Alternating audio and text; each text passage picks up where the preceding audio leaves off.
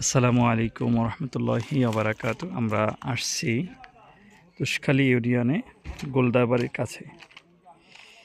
এখানে গতকালকে 3-4টি ঘর আগুনে পুড়ে ছাই হয়ে গেছে। পরিবারগুলো একেবারে নিঃস্ব হয়ে গেছে। আপনারা আমাদের ক্যামেরার মাধ্যমে দেখতে পাচ্ছেন, একবারে ঘরের সিমেন্ট দিয়ে যে খুঁটিগুলো তৈরি করে সেটি দাঁড়িয়ে আছে, সব কিছু পুড়ে গেছে। এই পরিবারের চাল ছিল ড্রামের মধ্যে, ড্রাম পুড়ে এই যে দেখেন চালগুলো নষ্ট হয়ে গেছে। আপনার এইখানে একটি ঘর, 2টি ঘর, এই সাইডে আরেকটি ঘর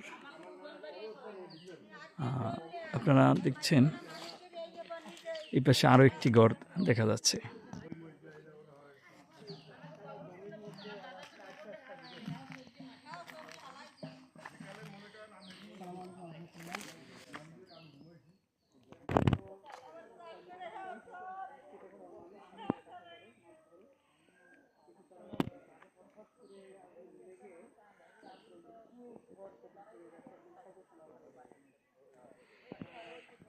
আমরা দেশের সর্বস্তরের মানুষের কাছে আবেদন জানাচ্ছি তাদেরকে সহযোগিতা করার জন্য, তাদের এই বিপদের মুহূর্তে তাদের পাশে দাঁড়ানোর জন্য।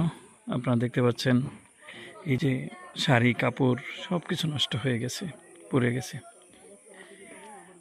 এই যে দেখেন, এই